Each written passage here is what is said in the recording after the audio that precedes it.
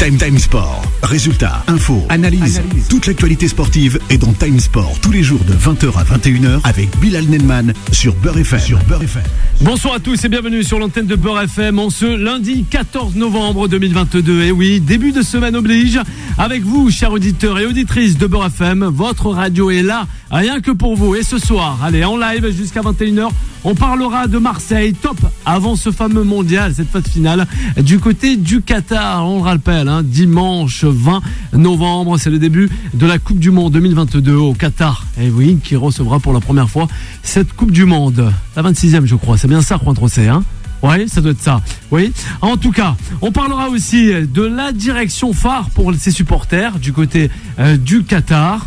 Et sans oublier aussi nos bleus en mode concentration. Et pas que, parce que l'infirmerie se remplit là. Et c'est pas trop bon là pour les hommes de Didier Deschamps et même pour vous, chers amoureux du football.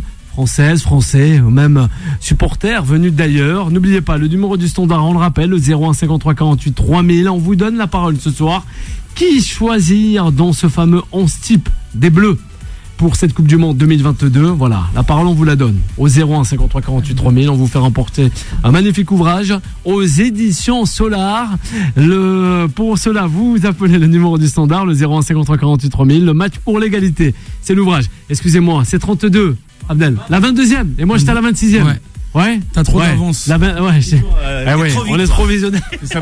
Tu vas trop vite, toi. Sa maturité, il veut grandir. On accueillera dans cette émission le guide pratique fumoir avec Raphaël Guillot. Eh oui, le barbecue de Rafa. Eh ben bien sûr, ça fait sourire Abdel, parce que moi et Abdel, on va s'en faire des barbecues pour cette Coupe du Monde 2022 et pas que. Ouais, en hiver. Ouais, en hiver, c'est pas mal. Mais bien sûr, Abdel. Eh ben justement, on va lui poser des questions. Comment faire en hiver avec ces fameux barbecues? Bon, ça te fait sourire, Anthony, à la réalisation. Mais toi, tu vas rester un petit peu cool, parce que hier, on a vu aussi, que ce soit les Niçois, les Parisiens et aussi les Marseillais. On va revenir sur les Marseillais, on va présenter ce magnifique plateau. C'est parti. Time Sport. Il est pour parler. On l'a reconnu, c'est Boula. Comment ça va, Boula? Alhamdoulilah, tout va bien. Tout va bien, tranquillement? Oui. Un bon début de semaine, Boula. Dimanche commence la Coupe du Monde, Boula. Tu seras au Qatar, Boula, peut-être? Non? Ouais. Tu nous dis non maintenant, mais bon, on verra après, ça c'est sûr. Non, je suis invité, mais je pense pas que je vais y aller. Tu penses pas? Et pourquoi, Boula? Pourtant, ça c'est sympa, une Coupe du Monde. Ouais. On verra bien. Il y a le match de l'Algérie, quoi. Il y a le match de l'Algérie, justement. Tu fais bien d'en parler, ça fait sourire Abdel, parce que on aura Nasser. Nasser, il fait le déplacement. Nasser qui fait le déplacement du côté de Malmö. Il y sera, et oui, ce week-end, en Suède pour suivre nos fameux Fenech. Vendredi, non? Fin de semaine? Fin de semaine, 16, c'est ça. Il joue le 16, et après. Début de week-end. Le 20, c'est dimanche. Le 20 déjà c'est dimanche, oui c'est vrai. Alors le 16 il joue bientôt là, il joue on est le 14 aujourd'hui. Il joue contre le Mali. Ah voilà, c'est ça. C'est vrai, contre les Maliens. On a Abdel avec nous ce soir. Comment ça va, Abdel? Ça va, Bilal, ça va très bien. Bonsoir à toutes et à tous, très content d'être là. Eh ben nous aussi, Abdel, de t'avoir juste en face de toi. On retrouve Juan Trocé Dorado. Il est avec nous. Comment ça va, Juan? Buenas tardes a todos. Eh oui, c'est la 22e. Eh ben ouais. Coupe du Monde. C'est ça. La 22e, j'étais à la 26e. C'est pas bon. Désolé. Auprès de tous nos auditeurs. Ça le fait sourire. Allez, Anthony. Comment ça va, Anthony? Il est avec nous ce soir, le réalisateur. Comment ça va? Ça va bien? Ouais. Un peu déçu du match de vendredi soir, après le penalty, le plongeon magnifique. Lyon. De Lacazette. Il devait, je pense, rentrer au JO, Lacazette. Là, le plongeon magnifique. Ah ben, selon lui, c'est un plongeon. Ouais, d'Anthony. Et toi, Abdel? Non, c'était pas trop un plongeon quand même. Non, ça peut siffler beaucoup plus que la faute qu'a subi Payet hier, qui est sur le coup franc qui a permis à Marseille de repartir avec les 3 points du côté de Louis II. Justement, 3-2, les Marseillais, à la dernière minute, c'est bien ça, dans les arrêts de jeu, il s'est tant passé de choses, des blessures aussi, malheureusement pour Amin Harit. Abdel, Marseille quand même, ça reste dans, allez, la première partie de tableau, quoi. Bah, plus que la première partie de tableau. Un peu les Marseillais. Ils sont 4e quand on voit les équipes devant l'OM. On voit Rennes qui fait de très bonnes choses avec Bruno Genesio. On voit Lens de Franck Hayes qui fait de très très bonnes choses, et on voit le PSG qui comme d'hab écrase le championnat. Hier, on a vu un match quand même auquel on n'était pas on pouvait penser qu'on n'allait pas s'attendre à ce genre de match avant justement la Coupe du Monde et les différents départs. Malheureusement, comme tu l'as dit, il y a la blessure d'Amin Harit qui est quand même un élément essentiel depuis un moment du côté de l'équipe marocaine. Et c'est ça, on pense au Lion de l'Atlas aussi. Pour revenir sur le match dans sa globalité, c'est vrai que Marseille, on avait l'impression depuis quelques matchs et même depuis le début de la saison que si ils n'arrivaient pas à marquer leurs occasions et à concrétiser les occasions franches qu'ils avaient, et ben souvent en deuxième mi-temps c'était un peu plat. Marseille était souvent entre guillemets en difficulté. Là, ce qu'on a vu, c'est une équipe quand même avec plus ou moins de caractère, qui après avoir mené au score a couru derrière le score et jusqu'à égaliser à la dernière seconde par Kolasinac, si je me trompe pas. 97e. Ouais, 97e. Je pense que les Marseillais auraient préféré qu'ils mettent la tête face à Tottenham, mais bon, ça reste un fait de jeu.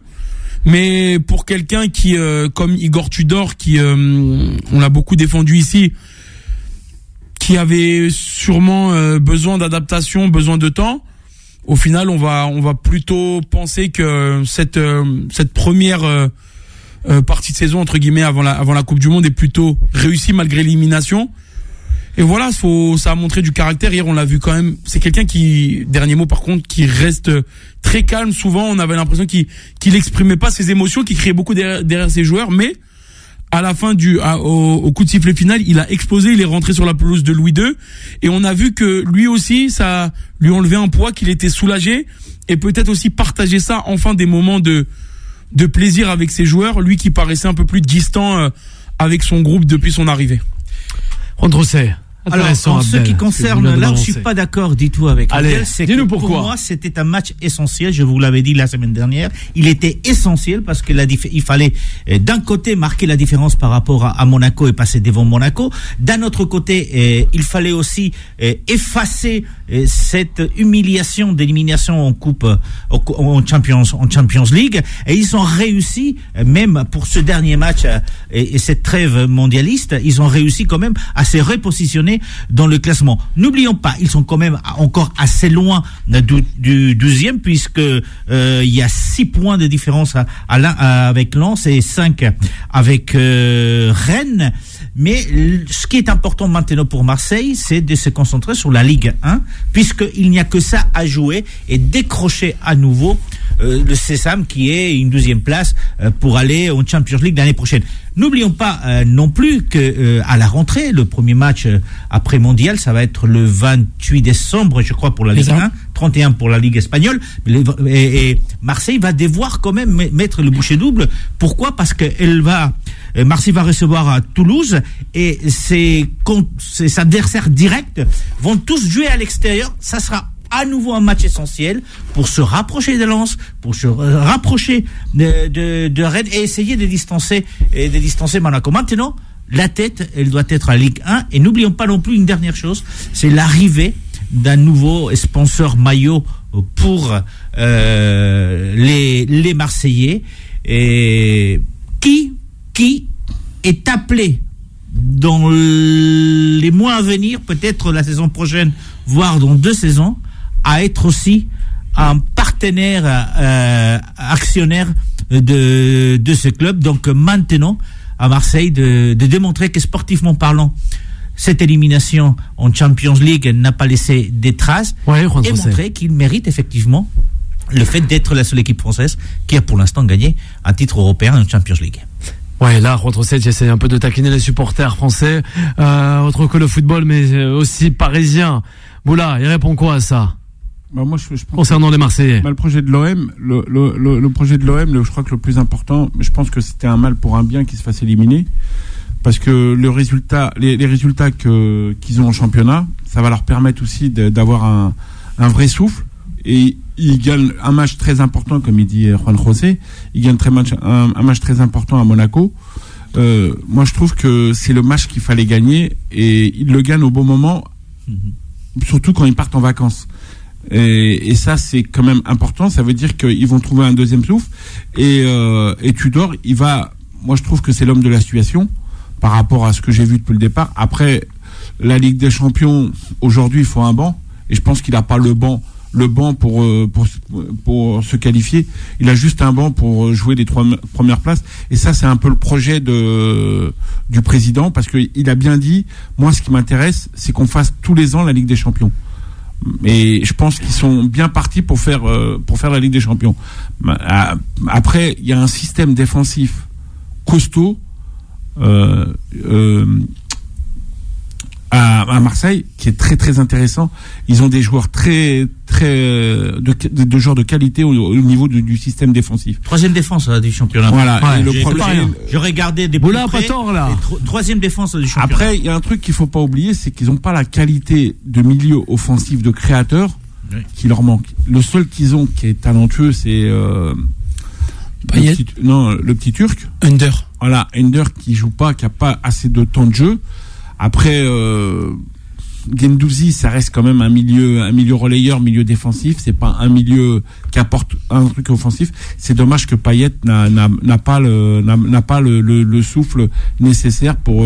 Et il est conscient de sa situation, Payet, parce que c'est pour ça que quand il parle en com, il dit les mots qu'il faut par rapport à la gestion du coach et par rapport à son statut.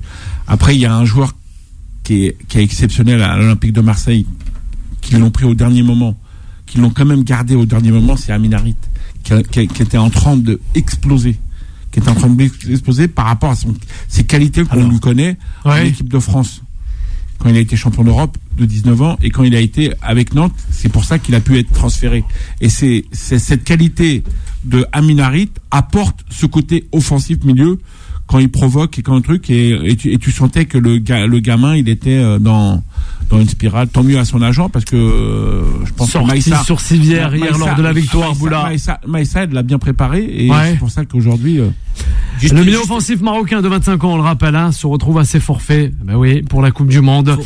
Et il devait être juste absent. Rappeler, je vous parlais de la défense, et c'est vrai ce que dit. Alors, c'est qu'en attaque, c'est là où il y a un réaction. Même si Alexis Sanchez a marqué un but superbe hier, mais la réalité, c'est qu'aujourd'hui, l'Olympique de Marseille n'est que la 7e attaque du championnat. Donc, au niveau de l'attaque, dans le ventre, tu vois, quand tu parles de Alexis Sanchez, il n'a pas les joueurs offensifs pour qu'il apporte. Il est obligé des fois de décrocher. Oui, c'est pour ça que tu c'est bien que t'en parles, dans les chiffres. Mais Alexis Sanchez, ça reste un joueur de classe. Ouais. On l'a vu sur le coup franc, on l'a vu sur des phases de jeu intéressantes.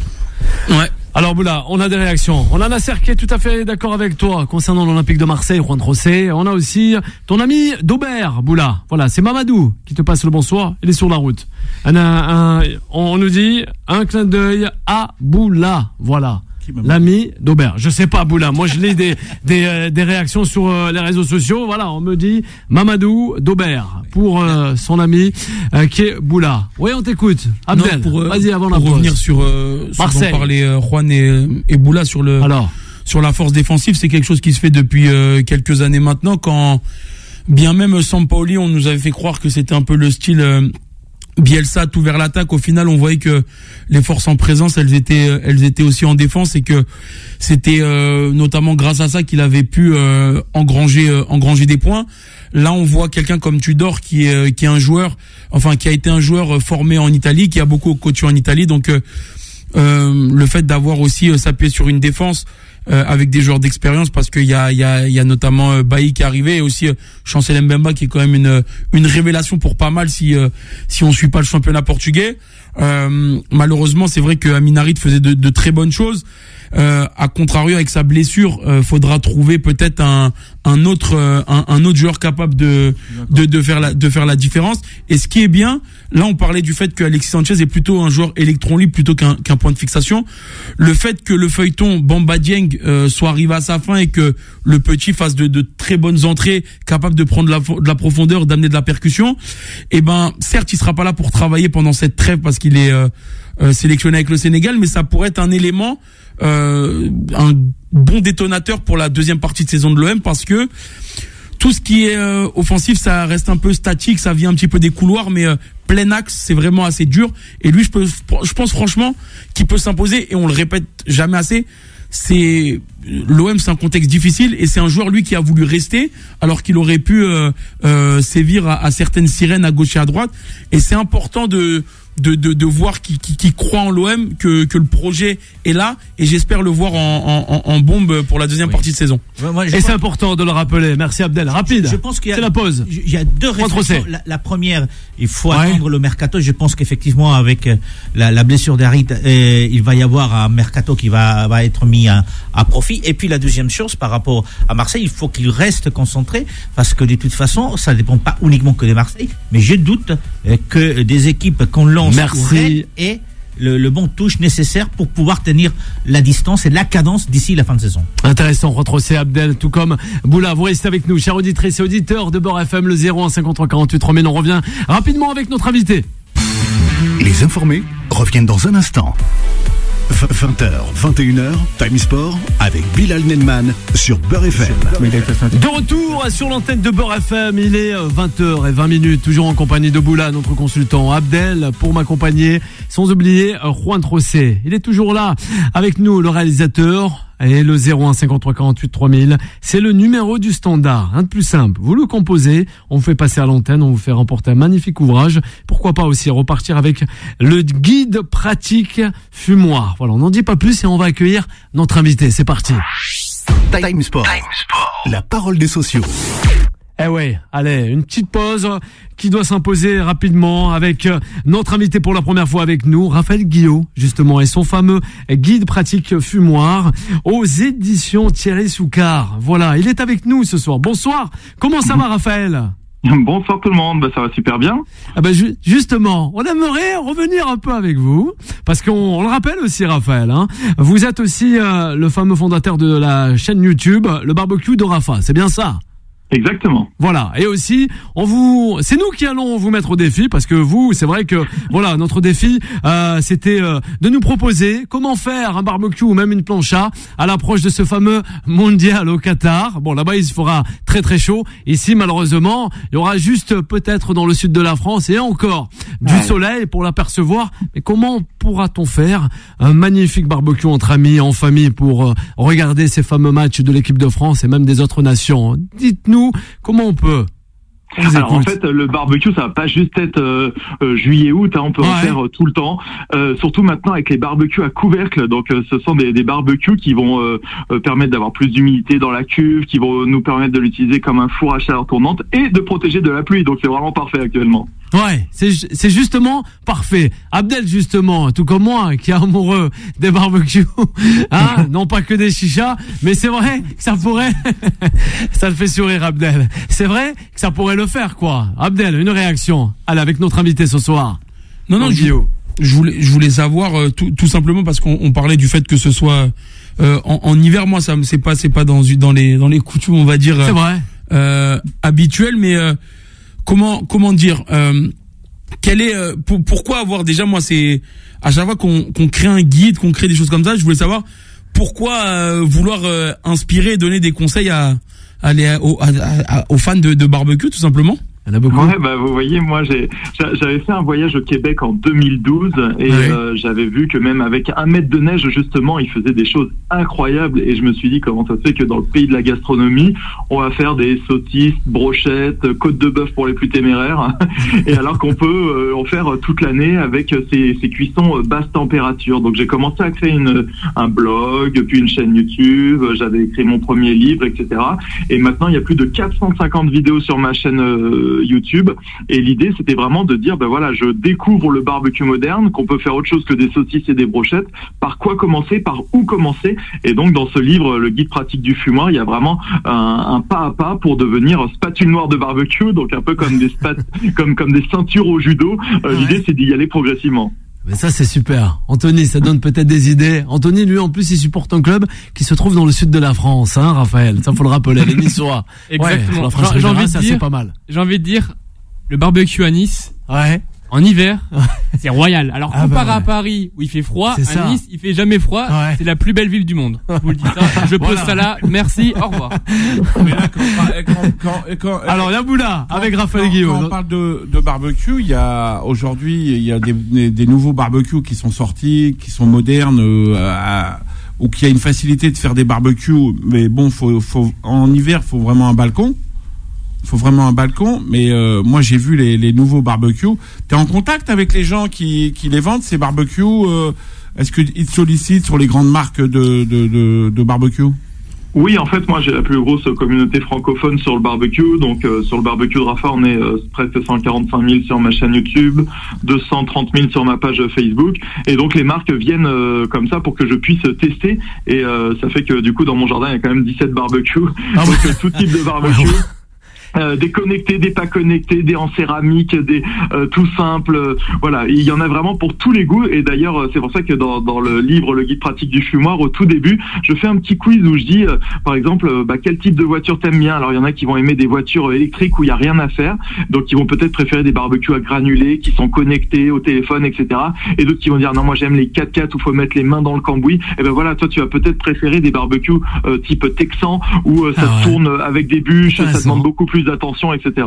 Et le pays qui est le plus spécialiste en barbecue dans le monde? Alors il y en a pas vraiment, parce que c'est ce que je dis, en fait, de toutes les ethnies, de tous les temps de l'univers, en fait, on a toujours cuit à la flamme. Alors après, il y a des grandes différences entre le barbecue texan, donc c'est ce que j'explique dans le livre, avec des cuissons basse température, avec la fumée. Il va y avoir le barbecue argentin, donc c'est des grosses pièces de bœuf, par exemple. Il va y avoir le barbecue coréen, c'est des petites viandes marinées. Il va y avoir le barbecue sud-africain. Enfin voilà, on en retrouve partout et de tout le temps. Comme l'Argentine, c'est une des plus viandes. La bonne viande. Au niveau de la viande, c'est une des plus grands au monde. Je suppose que là-bas, c'est des spécialistes du barbecue.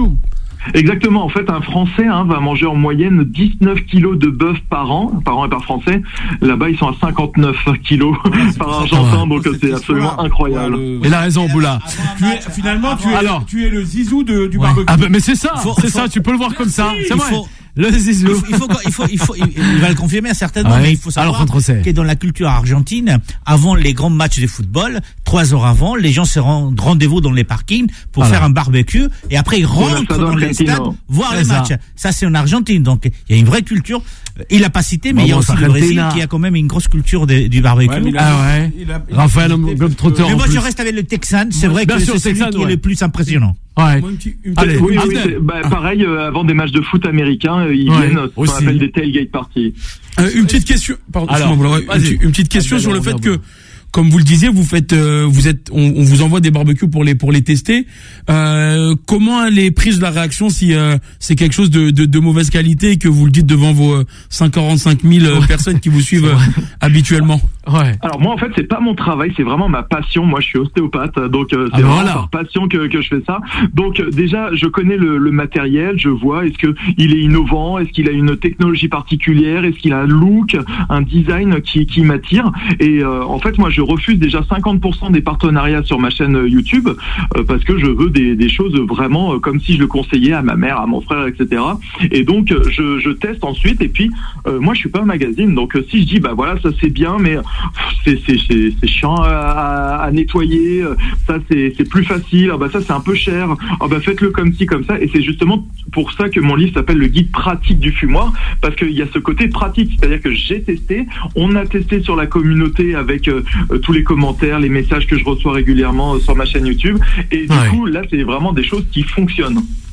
C'est bien. Boula, avant de quitter l'invité, ton côté commercial, parce que moi je dirais c'est plus un côté commercial honnête, d'essayer de faire passer ce message avec des trucs de qualité. Et je pense qu'il y a des trucs que tu as dû être sollicité, c'est toi qui fais le choix avec qui tu vas fonctionner dans la réflexion au niveau des barbecues. Oui, et puis il y a pas que ça aussi. Il y a une relation un peu humaine derrière tout ça. Voilà, moi des fois il y a des marques qui sont super et tout ça, mais avec le commercial, avec leur ligne directrice du marketing, ça me plaît pas. Je préfère travailler avec d'autres. Donc c'est vraiment un ensemble. Il y a de choses quand on choisit de travailler avec des marques de barbecue. Et tes qualités d'ostéo? Parce qu'en football, ils en ont besoin des ostéos. Ah bah oui. C'est fascia ou ostéo? C'est fascia ou ostéo? C'est fascia. Est-ce que c'est fascia ou ostéo? Et l'ostéopathie, à part le fait de manipuler un peu de la viande. C'est vrai, on manipule un peu les nerfs et tout, c'est vrai. Il est pas mal, il est pas mal. Raphaël Guillot, merci. On le rappelle, Raphaël, un grand passionné. Tu peux m'envoyer un livre au barbecue. Il est là, le livre. On l'a dans la main. Je vais te l'offrir, le livre. C'est comme si Raphaël Guillot te l'offrait. Non, on l'a. Il est grand passionné de cuisine au barbecue et il anime aussi le blog lebarbecuederafa.com, on le rappelle, dont l'objectif est de dépoussiérer un peu ces recettes traditionnelles. Il est suivi par pas plus de 500 000 personnes sur les réseaux sociaux et le chiffre ne cesse d'augmenter, voilà, de croître. Un grand merci, on le rappelle, le guide pratique fumoir pour tous les barbecues en famille, entre amis, concernant justement l'approche des fêtes de fin d'année, mais sans plus tarder, ça sera surtout le mondial 2022 au Qatar. Un grand merci à vous, Raphaël. Merci à toute l'équipe. Merci. Au revoir, bonne soirée. On continue avec le mondial et les hommes de Didier Deschamps. Time Sport, le mode pressing.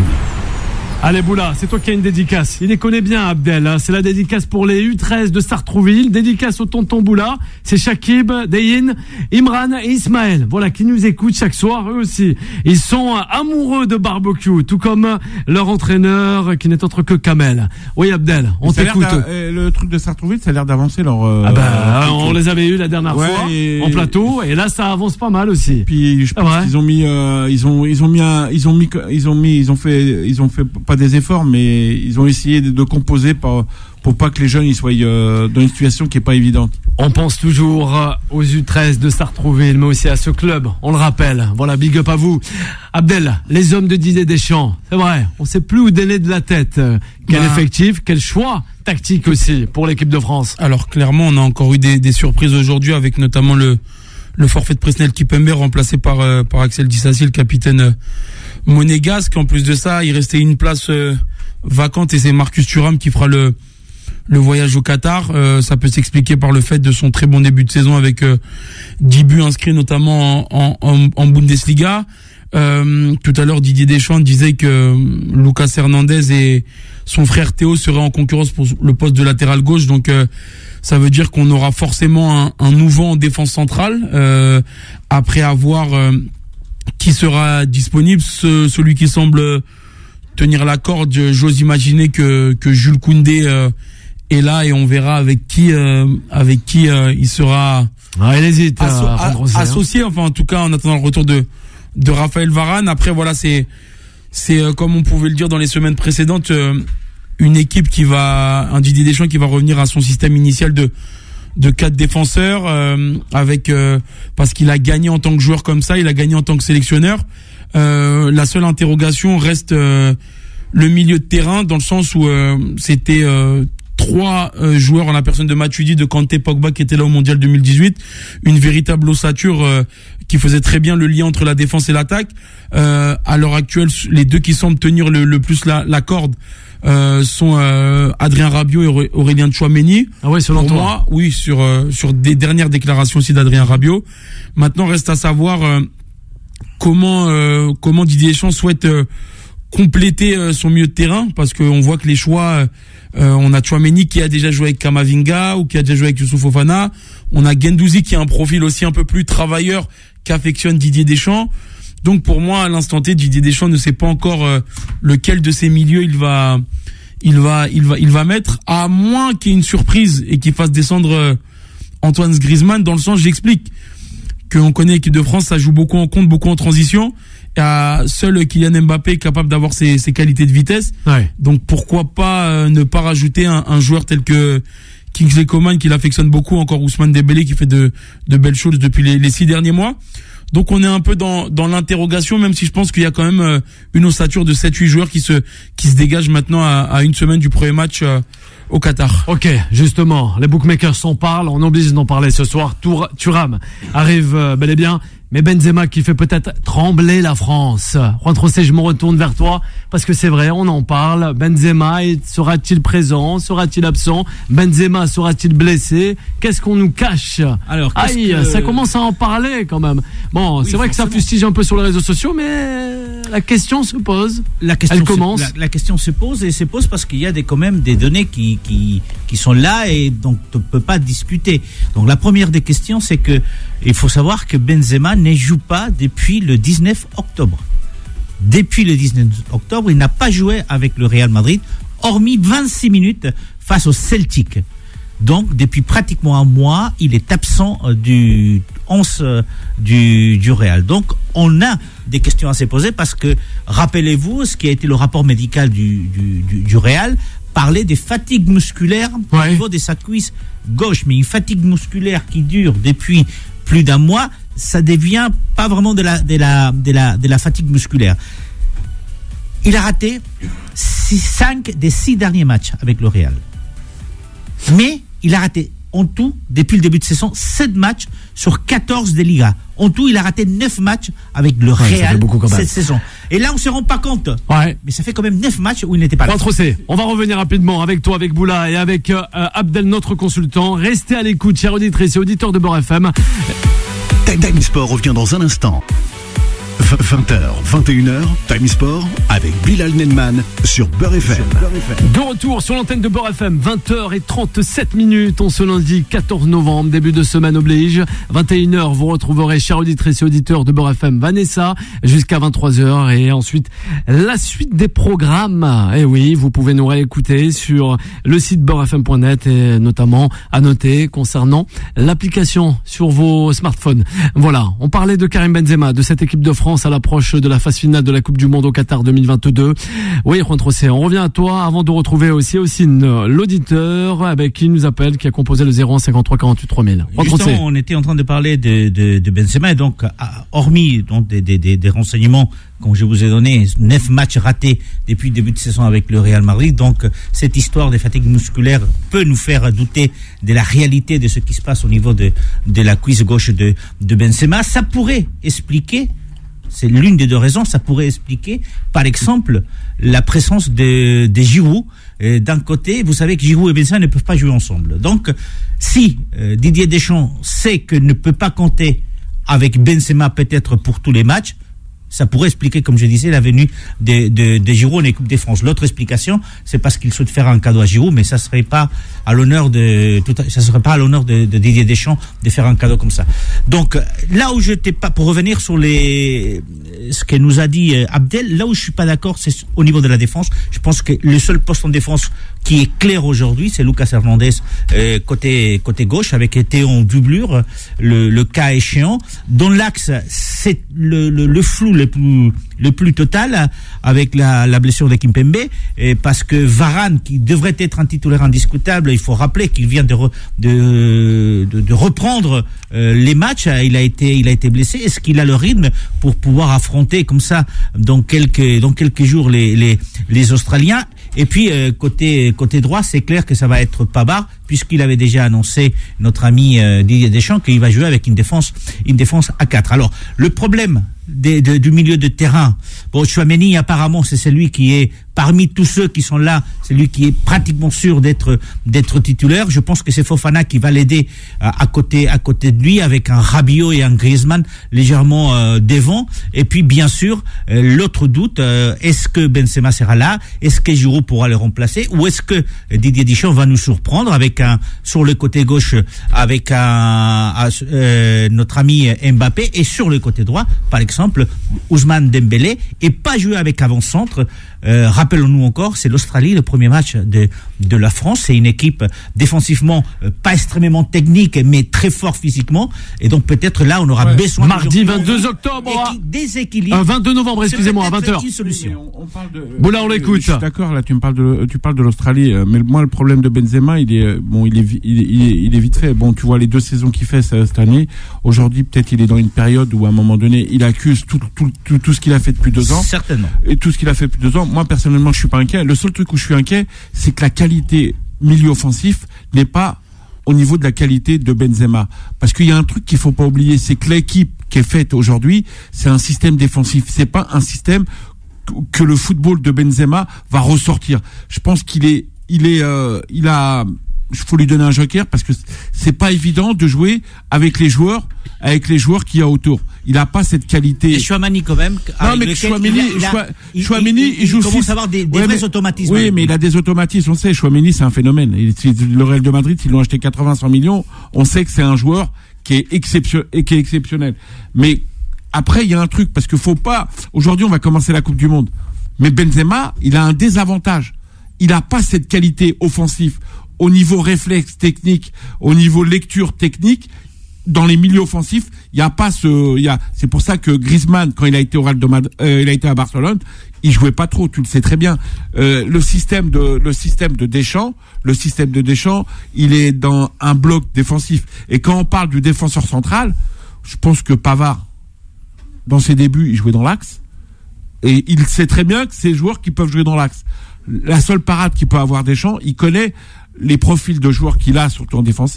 Mais ça va être une Coupe du Monde France plus défensif qu'offensif. Et il y a un truc qu'il faut dire, c'est que là, tu joues avec le Ballon d'Or dans l'équipe, mais le Ballon d'Or, est-ce qu'il a les joueurs de qualité autour pour faire la différence comme il nous a fait éclaircir son jeu au niveau mondial. C'est pour ça qu'il est. Alors, aujourd'hui, t'as Benzema, le meilleur joueur du monde. Est-ce que les joueurs de qualité autour? Et c'est pour ça que je donnerais. Griezmann n'est pas à 100%, mais il est quand même techniquement. Il n'y a pas de doute sur ses qualités. À l'Atlético de Madrid, il vient de sauver à plusieurs reprises l'Atlético de Madrid. Il a commencé à marquer des buts. Après, moi, je suis d'accord avec toi. C'est le milieu de terrain, parce que je ne sais pas si le milieu de terrain français peut se comparer au milieu de terrain argentin, ou espagnol, brésilien. Espagnol, il est très jeune. Oui, mais très jeune, mais il y a les automatismes. Oui, il y a les automatismes avec les Gabi, Pedri, Busquets. C'est quand même quand tu parles de Gabi et Pedri, c'est quand même les joueurs qui ont eu le Ballon d'Or au niveau espoir. Les deux, oui. Ouais, les deux. Et quand même, là, t'as quand même les deux meilleurs espoirs du monde qui sont là. Et puis tu connais le football, c'est t'as défensif et t'as la joueur de qualité offensive. On a beaucoup de doutes en fait. Abdel, ce qu'on remarque aujourd'hui, c'est qu'on a beaucoup de doutes sur le 11 de départ qui peut donc nous présenter Didier Deschamps. C'est pour ça qu'on a posé la question. La semaine prochaine, c'était le débat du jour, le mardi 22 novembre. Abdel, on écoute premier match de l'équipe de France face à l'Australie. Déjà, concernant Karim Benzema, c'est vrai que on peut avoir certains doutes, mais pour moi, c'est quand même, ça ressemble beaucoup à on va dire une blessure diplomatique pour moi, dans le sens où même s'il a raté beaucoup de matchs, on aurait pu se dire que voilà, il y a réellement quelque chose. Après, on le connaît, on sait très bien que c'est ce qui lui manque à son palmarès, que c'est quelqu'un, par contre, qui a toujours été un travailleur hors pair depuis des années. Donc, il sait se préparer, il connaît bien son corps. Donc, bien évidemment, rien ne remplace la compétition et l'absence des matchs fait que on pourrait peut-être le voir à court de forme si jamais il débute. Après, ce que dit Boula sur ça, c'est vrai que on a beaucoup changé de système dans ces derniers temps, dans le sens où il y a 4 ans qu'on est à la Coupe du Monde, on jouait un système à 4 avec Mbappé devant qui était un peu méconnu et qui a pas mal surpris aussi les défenses. On est passé à un système à 3 où notamment Benzema faisait office de numéro 10, venait beaucoup décrocher et n'a pas eu forcément cette connexion avec Griezmann qui lui était un peu en perte de vitesse, mais j'ose imaginer que voilà, ce sera pas du jeu certes défensif comme l'a dit Boula, mais je pense qu'il y a quand même des qualités devant et que on peut surprendre l'adversaire. Et ce que Deschamps peut faire en jouant en 4, il peut jouer en 4-2-3-1, il peut jouer en 4-4-2, il peut jouer en 4-3-3. Après tout dépendra de l'animation offensive, mais pour moi le réel problème, c'est que ça peut manquer de vitesse et de percussion. C'est pour ça que je soufflais l'idée de pouvoir potentiellement mettre un joueur comme Coman ou Dembélé, parce que pour revenir au milieu de terrain, un joueur comme Adrien Rabiot, qui dans ses années parisiennes et même avant était un joueur qui se projetait beaucoup vers l'avant, il marquait beaucoup de buts, notamment en Ligue des Champions avec le PSG. Il a perdu un peu ce truc-là pour moi avec la Juventus où c'est beaucoup de passes latérales, c'est beaucoup plus défensif dans les courses, mais pas offensivement. Et j'ose imaginer que voilà, il faut un soutien offensif à Benzema et Mbappé, mais plus du profil que Mbappé que plutôt de Nkunku ou de Griezmann. Ouais, Boula, parce que j'aimerais réagir à Abdel aussi. Alors, j'ai un truc à rajouter par rapport à Benzema. C'est quoi? Et ça, je réponds aux journalistes de Prime Video hier pendant le match. Ouais, carrément. Dit, voilà, Boula, paraît interposé. Oui, tu peux, vas-y. Quand il dit le ballon du peuple. Parce que ils arrêtent pas de la reprendre avec cette phrase. Ouais. Alors le peuple, c'est sympa. Je vais répondre avec Benzema parce qu'il est comme il a horreur de la polémique. Ouais. Benzema, quand il parle du peuple africain, du peuple maghrébin, il parle du peuple français, il parle de tout le monde. Il parle des peuples des peuples de banlieue. Alors faut qu'il arrête de lui envoyer cette phrase. On va voir aussi envoyer cette phrase qui est ironique de la part des journalistes. Benzema, quand il dit je dédie ce ballon d'or au peuple, il dédie à tous les peuples du monde. Ouais. Alors, comme il a dit hier, il a dit le peuple lyonnais. Il est de Lyon. Voilà. C'est la deuxième fois qu'on le reprend par rapport à ça. Ouais. Après, tu trouves qu'il y a un peu de la moquerie, quoi. Ouais, non, mais c'est pas qu'il y a de la moquerie. Ouais. Alors, Benzema n'est pas là pour conflit. C'est un footballeur, c'est un sportif. Oui, bien sûr. Il fait partie. Aujourd'hui, c'est le meilleur joueur au monde. Ouais. Il s'exprime d'une façon où à un moment donné, il fait très attention dans son expression, et je trouve ça dommage de la part des médias de remettre un bordel par rapport à cette phrase-là. Et c'est pour ça quand on parle de l'équipe de France, on parle de VAR.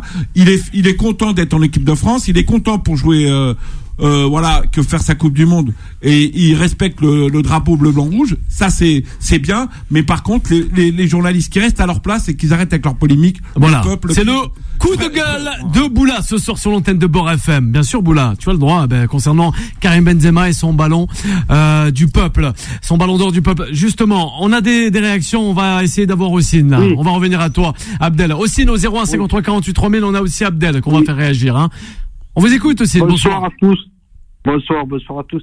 Oui, c'était juste pour faire un retour par rapport à l'équipe de France et ce que ça allait donner. Il y a beaucoup de blessés. Par rapport à la Coupe du Monde au Qatar.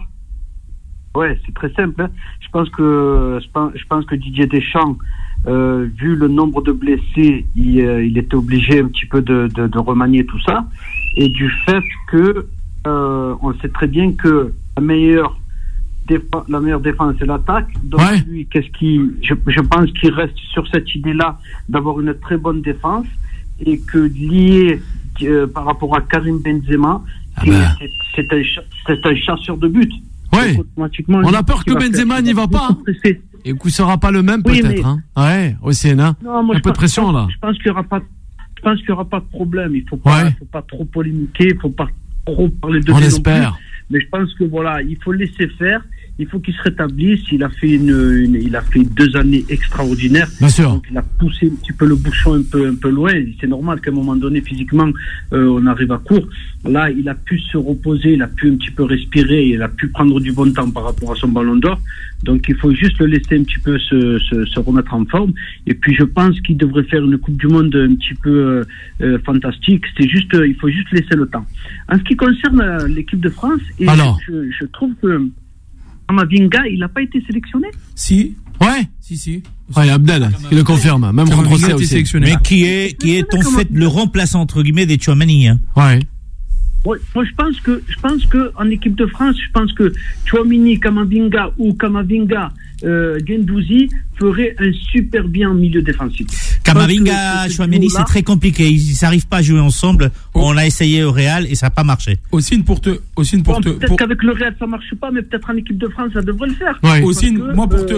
Avec une configuration, avec une défense à 4 et 2 milieux, je pense que le flux de ballon pourrait être à son apogée. Et je pense que c'est juste cette connexion entre la défense et les milieux défensifs pour alimenter un petit peu l'attaque, parce qu'on sait qu'on a une attaque de feu. Je pense que l'équipe de France, avec Didier Deschamps, je pense que c'est ce travail-là qu'il devrait faire, qui devrait se baser sur un bon milieu défensif et offensif pour faire le piston et pour alimenter les attaques. Intéressant aussi. Ça va jouer intéressant. Sur le couloir, ça va jouer axial avec Karim Benzema. Merci. Sur le couloir et Karim Benzema en axial. Je pense que comme ça devrait le faire. Merci Ossine. Rapidement avec Abdel, avant de donner la parole à Abdel aussi. Pour te répondre, certes, c'est des beaux noms, mais ça manque aussi d'expérience dans le football. Il y a ce que tu fais dans ton championnat, il y a ce que tu fais en Coupe d'Europe, et il y a ce que tu fais en en compétition internationale. Des joueurs Kamavinga qui ont tout juste 20 ans, certes, et c'est des joueurs talentueux, mais quand on sait que lors de la Coupe du Monde 2018, le succès est passé par la qualité du milieu de terrain, c'est très dur de les remplacer. Tu peux vite cramer certains joueurs dans ce type de compétition. Donc pour moi, il y a des joueurs qui sont bien avant, même si on voit à travers la liste des 6 milieux de terrain qu'il y a quelques connexions, notamment entre Fofana, Tchouaméni, Guendouzi, Verretou, des petits trucs comme ça. Mais je pense que, comme je l'ai dit tout à l'heure, Rabiot, Tchouaméni semblent les 2 sur 3 au milieu de terrain qui pensent, qui tiennent l'accord pour débuter la semaine prochaine face à l'Australie, pardon. Le 01 53 48 3000 Abdel avec Juan Trocé et aussi Boula pour terminer l'émission avec l'auditeur, justement, Abdel, du même nom que toi, tu vois. Bonsoir Abdel. Bonsoir. Comment ça va? Bonsoir l'équipe, ça va et vous? Ça va très très bien Abdel. Eh oui, on a un petit peu peur là, hein, l'équipe de France. Ouais, non mais avant tout, j'aimerais dire, voilà, on en parle depuis un certain temps, donc on est impatient que ça commence enfin, quoi, la coupe du Monde. Le championnat va être mis en pause pendant 6 semaines, donc on a le temps de se réjouir, j'allais dire, du retour du championnat. Donc c'est bien de temps en temps de couper un peu, mais pour revenir sur le sujet de l'équipe de France, moi je pense qu'il n'y aura pas vraiment de surprise. Ça va être, voilà, vous avez parlé du milieu de terrain, mais pour moi ça sera Tchouaméni, Fofana et Rabiot, parce que on connaît tous Didier Deschamps, on connaît sa philosophie. Quand on voit qu'il prend quasiment que des défenseurs centraux, parce que c'est quasiment que des défenseurs centraux, hein. Il y en a 7 allez, si vous voulez mettre si on compte Pavard comme étant un latéral, alors que pourtant c'est aussi un défenseur central. Donc je pense que Deschamps, quand il est pas rassuré, il retrouve son schéma de jeu habituel, des mecs costauds au milieu, des couloirs solides. Là en l'occurrence, je pense que ça va être Lucas Hernandez. Donc voilà, il y aura pas de surprise, et comme moi je l'avais dit dans une précédente émission, va falloir compter sur les talents individuels de devant. Moi très honnêtement, je vois l'équipe de France forcément parmi les favoris parce qu'elle est championne en titre, mais objectivement, je les vois pas du tout gagner cette Coupe du Monde cette fois-ci, quoi. Donc il faut aussi voir comment ça va fonctionner avec Giroud dans le groupe, parce qu'on sait que il y a eu des antécédents avec Benzema, etc. Donc est-ce que vraiment tout ça s'est apaisé ou pas, à vérifier. Ouais. Moi j'ai pas la certitude. Et ensuite, juste pour revenir. Alors on va terminer avec ça. Par rapport à ce que disait l'auditeur précédent, au milieu de terrain, il y a quasiment que des novices. Il y a des mecs qui ont rien fait en Ligue des Champions, donc il y a quoi de s'inquiéter. Parce que Guendouzi a Verretou encore pire en Ligue des Champions, c'est dramatique. Et je dis pas ça parce que je suis supporter parisien. Bien sûr. Mais je dirais la même chose, même de Fofana. Fofana, ça risque d'être compliqué pour lui, parce qu'il découvre vraiment le très très haut niveau. Donc, à voir. En tout cas, curieux de voir comment tout ça va s'articuler. On vous donne rendez-vous dès demain à partir de 20h, Abdel, pour poursuivre le débat. On va parler de l'équipe de France et aussi des nations africaines. Un grand merci, Abdel, à tous les auditeurs, les auditrices de Beurre FM. La suite des programmes, 21h, 23h avec Vanessa, et nous on se retrouve dès demain. Merci, Abdel, à Boula, et sans oublier Juan Trocé. Bye bye. Retrouvez Time Sport tous les jours de 20h à 21h et en podcast sur beurrefm.net et l'appli Beurre FM.